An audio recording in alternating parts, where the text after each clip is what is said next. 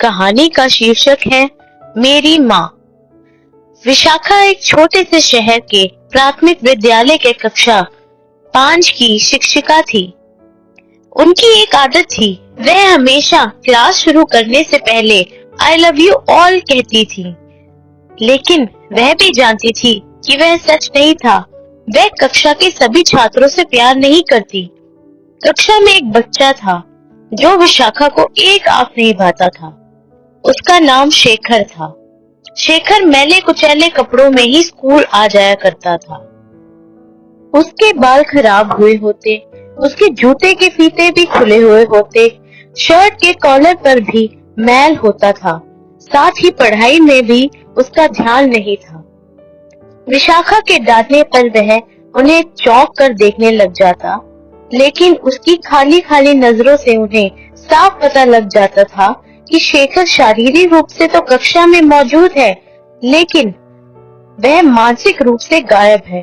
धीरे धीरे विशाखा शेखर से नफरत करने लगी। क्लास में घुसते ही शेखर विशाखा की आलोचना का निशाना बनने लगा। सभी बुरे उदाहरण शेखर के नाम पर ही किए जाते। बच्चे उस पर हंसते और विशाखा उसे अपमानित करके संतोष प्राप्त करती। शेखर ने कभी किसी बात का जवाब नहीं दिया था। विशाखा को शेखर एक बेजान पत्थर की तरह लगता था, जिसके अंदर फीलिंग्स नाम की कोई चीज नहीं थी। हर डांट, व्यंग और सजा से जवाब में शेखर बस उन्हें भावनाओं से भरी आंखों से ही देखता रहता था। विशाखा को अब उससे गंभीर रूप से चिढ़ हो चुकी थी। जब पहला सेमेस्टर समाप्त हो गया और रिपोर्ट बनाने का चरण आया, तो विशाखा ने शेखर की प्रगति रिपोर्ट में इन सभी खराब चीजों को लिखा। प्रगति रिपोर्ट माता पिता को दिखाने से पहले हेड मास्टर के पास जाती थी। जब उसने शेखर की रिपोर्ट देखी तो उसने विशाखा को अपने पास बुलाया और बोले, विशाखा, प्रगति रिपोर्ट्स में कुछ अच्छा भी लिखा जाना चाहिए। शेखर के पिता इसे देखकर बहुत निराश होंगे। मैं माफी मांगना चाहती हूँ, लेकिन शेखर एक बहुत ही असभ्य और बदतमीज लड़का है। मुझे नहीं लगता कि उसकी प्रगति रिपोर्ट में लिखने के लिए मेरे पास कुछ है। विशाखा घृणित स्वर के साथ बोली और वहां से चली गई। अगले दिन हेडमास्टर ने एक बड़ा ही अजीब काम किया। उन्होंने विशाखा की मेज पर शेखर के पिछले वर्षों की प्रगति रिपोर्ट को चपरासी के द्वारा भिजवाया। अगले दिन जब विशाखा ने कक्षा में प्रवेश किया तो रिपोर्ट पर उसकी नजर गई। देखने पर पता चला कि यह तो शेखर की रिपोर्ट है और सोचा पिछली कक्षाओं में भी उसने यही गुल खिलाए होंगे। उन्होंने कक्षा 3 की रिपोर्ट को उठाकर खोला। रिपोर्ट में टिप्पणी पढ़कर उनके आश्चर्य की कोई सीमा नहीं रही जब उन्होंने देखा कि उसकी रिपोर्ट तारीफों से भरी थी। मैंने शेखर जैसा कोई बुद्धिमान बच्चा नहीं देखा। शेखर बहुत संवेदनशील बच्चा है और उसे अपने दोस्तों और शिक्षकों से बहुत प्यार है। शेखर ने अंतिम सेमेस्टर में भी पहला स्थान हासिल किया है।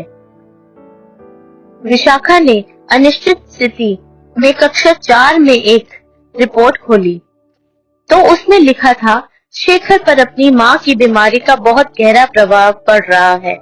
उसका ध्यान पढ़ाई से हट रहा है। शेखर की माँ को अंतिम अवस्था का कैंसर हो गया है। घर पर उसकी ओर देखने वाला दूसरा व्यक्ति नहीं है जिसका गहरा प्रभाव उसकी पढ़ाई पर पड़ रहा है।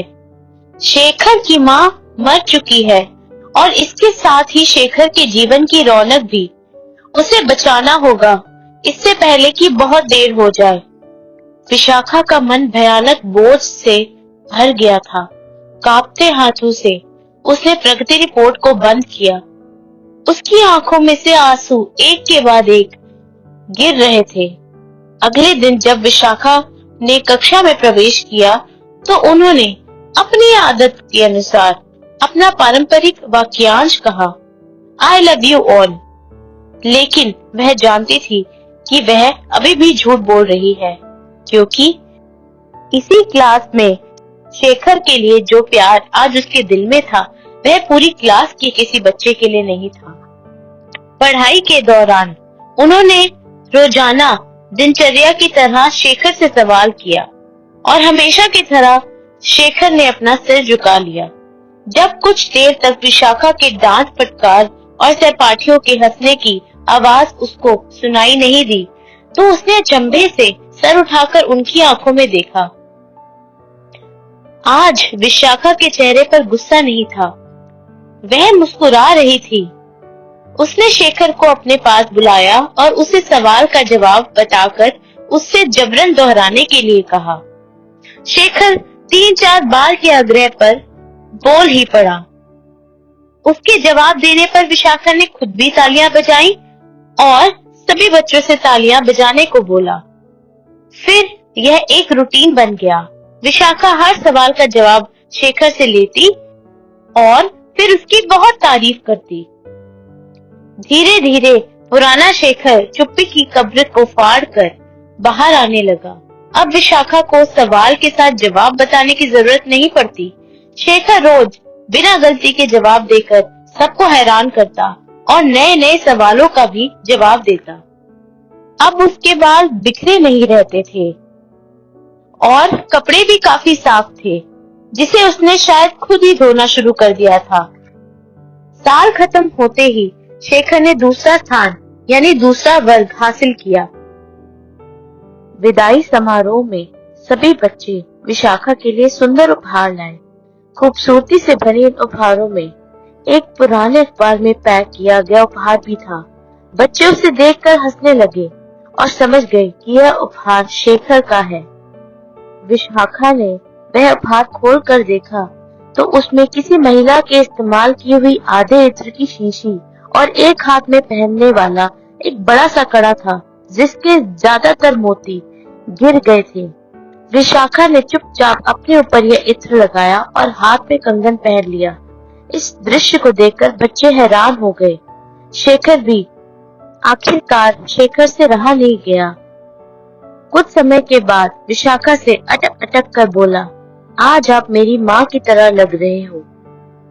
समय पर लगाकर उड़ने लगा, लेकिन प्रत्येक वर्ष विशाखा को नियमित रूप से शेखर की तरफ से एक पत्र मिलता, जिसमें लिखा होता कि मैं इस साल भी कई शिक्षक से मिला, पर आप जैसा कोई नहीं।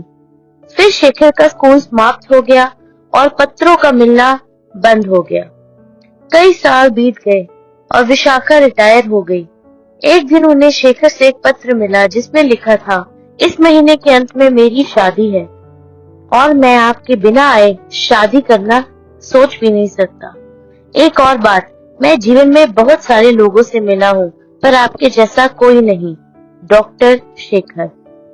साथ ही विमान की टिकट भी थी और विशाखा अपने आप को रोक नहीं पाई। उन्होंने अपने पति से जाने की अनुमति ली। फिर वह शादी के लिए रवाना हो गई। शादी के दिन जब शादी की रस्में चल रही थी, तो उसे थोड़ी देर हो गई। उन्हें लगा कि समारोह पहले ही समाप्त हो गया होगा, लेकिन यह देखकर उनके आश्चर्य की कोई सीमा नहीं थी कि शहर के बड़े डॉक्टर, व्यापारी और यहाँ तक कि वहाँ मौजूद सभी लोग थक गए थे और सोच रहे थे कि कौन आने वाला है। लेकिन शेखर समारोह में शादी के बजाय गेट की तरफ देख रहा था और इंतजार कर रहा था। जैसे ही विशाखा ने गेट के अंदर कदम रखा, शेखर ने उनका हाथ पकड़ा और उन्हें स्टेज पे ले गया। अभी भी विशाखा ने वह पुराने कंगन पहन रखे थे। माइक हाथ में पकड़कर उसने कुछ यूं बोला, दोस्तों, आप सभी हमेशा मुझसे मेरी माँ के बारे में पूछते थे और मैं आपसे वादा करता था कि जल्द ही मैं उन्हें आपसे मिलवाऊंगा। यह मेरी माँ है। दोस्तों, माँ एक अनमोल रत्न है, जिसकी बराबरी दुनिया की कोई दौलत नहीं कर सकती। इसलिए भाग्यवान है वो लोग जिनके पास माँ है और हमें अपनी माँ की कदर करनी चाहिए।